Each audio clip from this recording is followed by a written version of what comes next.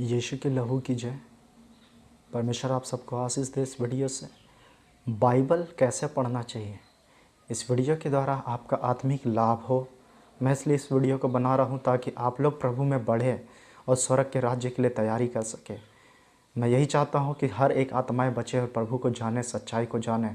अब जब बाइबल ही नहीं पढ़ेंगे, उस परमेश्वर का सच्चाई नहीं जानेंगे तो कैसे आगे बढ़ेंगे। इसीलिए बाइबल कैसे पढ़ें, इस चीज़ को जानना ज़रूरी है। पुराना नियम और एक नए नियम दो भाग में है बाइबल। नए नियम में अनुग्रह की बातें हैं, ये पुराने नियम में व्यवस्था की बातें हैं। नए नियम हमें अनुग्रह से शुरुआत करना चाहिए, उस अनुग्रह जो यीशु मसीह के बारे, जैसे 4 पुस्तक है जो नए नियम में है। पहला मत्ती, मार्कुस, लूका, यूहन्ना। इस सुसमाचार के द्वारा लोगों को विश्वास पड़ता है, लोग प्रभु में आनंदित होते हैं और परमेश्वर में और ज़्यादा विश्वास में, अनंत जीवन के बारे, उद्धार के बारे उसमें जान सकते हैं। इसीलिए आप नए नियम से शुरू कीजिए और लगातार पढ़ने का, बीच बीच से नहीं कि इधर से आधा पढ़े आधा इधर से, वैसा मत कीजिए। जितना हो सके थे आप लगातार पढ़िए। आधा जानकारी नहीं, पूरा जानकारी आपको रखना ज़रूरी है। जिस परमेश्वर की आप आराधना करते हैं उसके बारे अगर आधा जानेंगे तो दिक्कत है, क्योंकि बाइबल भी कहता है मेरी प्रजा ज्ञान ना होने के कारण नष्ट हुई जा रही है, जैसे होशे 4:6 में लिखा है। नए नियम से शुरुआत कीजिए। नए नियम 4 पुस्तक जो शुरू में सुसमाचार है, लगातार पढ़ते जाइए। सुसमाचार के बाद पत्री है, पत्री के आगे पढ़ते जाएंगे तो बाकी जब प्रकाशित वाक्य नए नियम तक ख़त्म हो जाए तब उसके बाद आप पुराना नियम को शुरू करें। और उसमें जो भी पढ़ते हैं आप शांत होकर पढ़ें, मन शांत होकर, फ़ोन सबसे दूर रहें, माहौल से, वैसा माहौल जहाँ पे ज़्यादा साउंड आ रहा, आवाज़ आ रहा, उस माहौल से शांत होकर रहे। अगर आपको समय नहीं मिलता तो आप रात में पढ़ना स्टार्ट कीजिए। जैसे आप अगर बिज़ी हैं, बहुत ज़्यादा काम है आपके पास, लेकिन परमेश्वर के लिए आपको समय निकालना चाहिए उस वचन को पढ़ने के लिए। और जैसे अगर आपको हिंदी नहीं समझ आ रहा तो दोनों को पढ़ें, इंग्लिश और हिंदी बाइबल से। और जो भी आप पढ़ते हैं देखिएगा बाइबल के पद में वहाँ साइड में या नीचे में उसके बारे इससे मिलता जुलता वचन लिखा हुआ रहता है, वर्ष लिखा रहता है, उसको भी आप पढ़ने का कोशिश कीजिए। उससे नीचे में एकदम पेज के नीचे में देखिएगा उससे मिलता जुलता वचन, उसको खोल के और पढ़ें और ज़्यादा बाइबल के बारे जानें। नहीं समझ आया तो इंग्लिश बाइबल को भी खोलें और उसे भी पढ़ें। अगर आपको समझ में नहीं आता है, हिंदी नहीं पढ़ पाते या इंग्लिश भी नहीं जानते तो आप किसी ऐसा को बोले जिसको पढ़ना आता है। अगर नहीं आता है तो आप एंड्रॉयड फ़ोन खरीदिए, उसमें बाइबल एप्लीकेशन डालिए।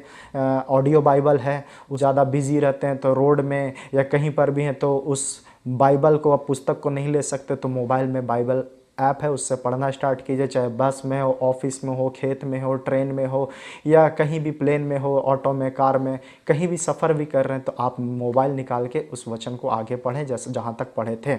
लेकिन कोशिश कीजिए कि पुस्तक से पढ़ने का, ना कि मोबाइल से।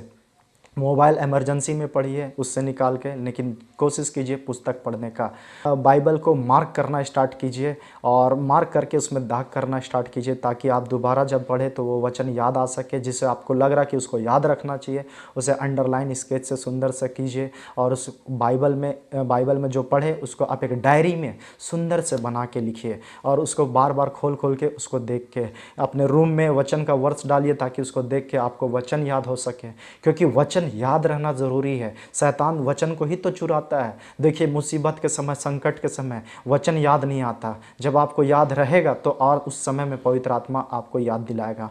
ऑडियो बाइबल है, अगर आप पढ़े लिखे नहीं हैं तो ऑडियो बाइबल मोबाइल में डाल के आप सुन सकते हैं। उसमें पूरा वचन बाइबल पढ़ते जाते हैं, जहाँ से भी आप सुनना चाहते हैं वहाँ से पढ़ते जाता है। कोशिश करें पुस्तक से पढ़ने का और एक फिक्स टाइम बनाइए कि सुबह उठते साथ ही पढ़ें, बेड में ही। शैतान को अवसर मत दीजिए कि बाद में पढ़ेंगे, घर का काम करने के बाद। उठे, बेड में ही पढ़ना स्टार्ट, प्रार्थना स्टार्ट।